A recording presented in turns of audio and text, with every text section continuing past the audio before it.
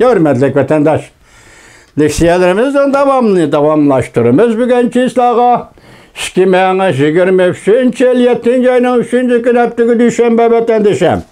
Endi sizlerge yetkizişten avval ötkende men dedim bunun ki men bunu başlaytan koyup üzemnin söhbet programı ve yakiliksiye programında başlaytan koyup mesela nime en âli yol yürek. Aksaray'dan çıktı. Aksaray'dan çıkan yol yürek. Amerika Koşmuş Ştatları Prezident Joe Biden hükümetinin yukarı dereceli iki nefer emeldarı. Amerika Koşmuş Ştatları Devlet Şirketi Antony Blinken, Amerika Koşmuş Ştatları Aksaray Devlet Bexatarlığı Məsləhətçisi Jack Sullivan 2021 yılı 3. ayının 18. günü Amerika Koşmuş Ştatlarının yeni bir ştatı Alyaska'da Cumhuriyet Halk Cumhuriyeti'nin söhbet vekilleri bilen söhbet ötküzdü. Biz bunu tarihte yak hazır yallıkta Alyaska söhbeti deyimiz. Tarihte şunda yazılı da Alyaska söhbeti deyimiz. Vatandaşım bu Alyaska söhbeti tarihi namayende karakterlik söhbet. Karaganda Alyaska söhbeti çünkü Amerika oturısı da tarihi devir bölgüç söhbet. Ve yaki Prezident Joe Biden Aksaray'a kirgenden ki zaman kendiligide Prezident Joe Biden'ın vakit tertibiga, siyaset belgeleş tertibiga kirip kelgen bir mesele çünkü Amerika münasebetinin yeni yüzlenişi. Vatandaşım. Şuna bu ali yol yürek nimi değildi? Meyli Devlet Şirketi Antony Blinken birinci bulup ağızdan çıkarsın.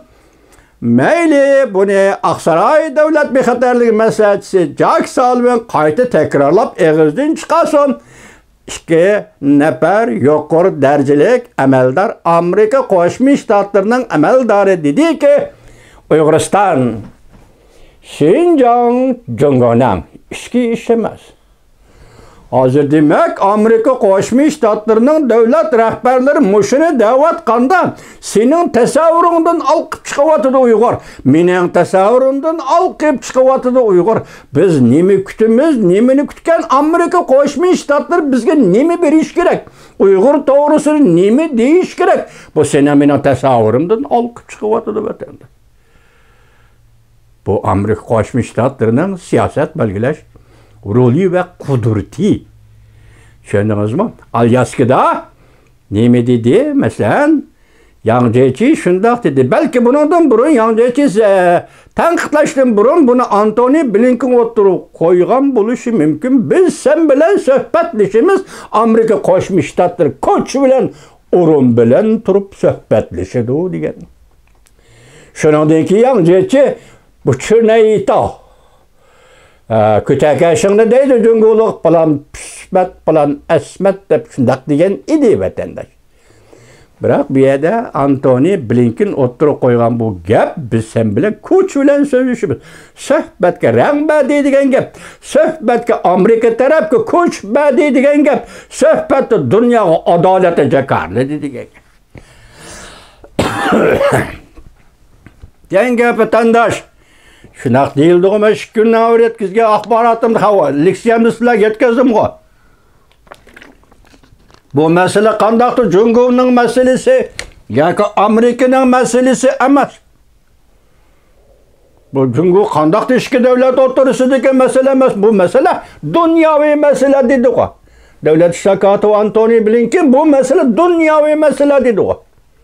Hem şundaklar devlet bexatarlık meselesi Jack Sullivan bu mesele dünyavi meseledir. Biz özümüzge işinimiz Amerika özüge işinidir. Şuna işenç bu işe Amerika özü de severlik bolsa tüzütüdü. Yaxşılaşqı tırışıdı. Kemterlik bile şundak dedi o. Sen severlik badisen. Sen cüngülükla Amerika'da severlik badisen biz onu tüzütüşümüz kudretimiz yeter. Çünkü biz özümüz işini de devletimiz.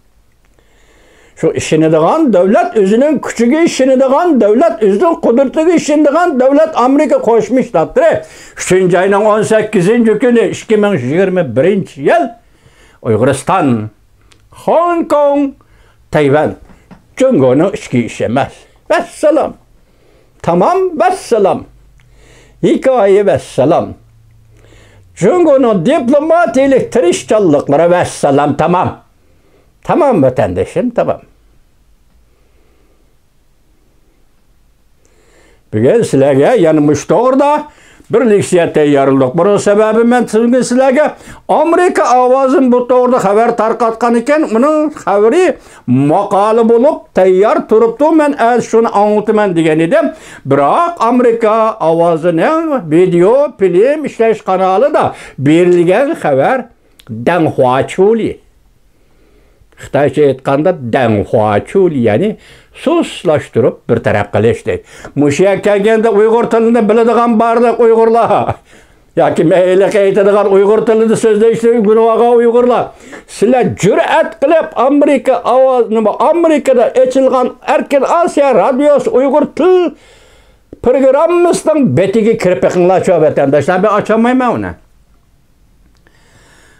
Ben açamayım, kirpeklanatıyor.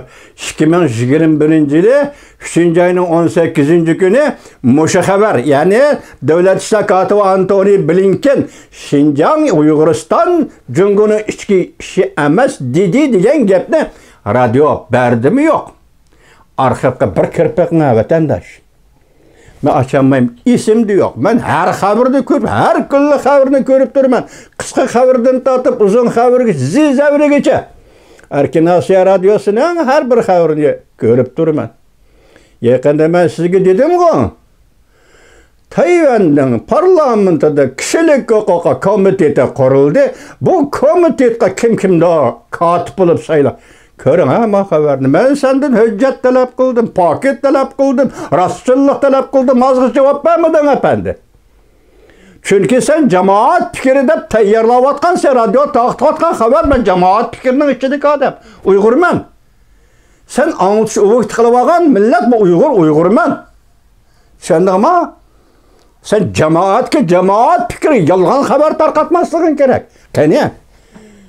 Tayvan parlamentida qurilgan Tayvan komiteti qani kim uni katibi? Qanday saylanib qoldi u kishi katib bo'lib? Men demek bo'lganim hozir guman qo'zg'alib bu chiqib ketdi. Nima dedi o? Hozir mushu xabarni 2021 yil 3. ayının 18. kunidagi mushundaq portlatqich xarakterlik bir xabarni Erkin Osiyo radiosi shu sifatda berdimi yo'q? Ya qayta tekrar berdimi yo'q?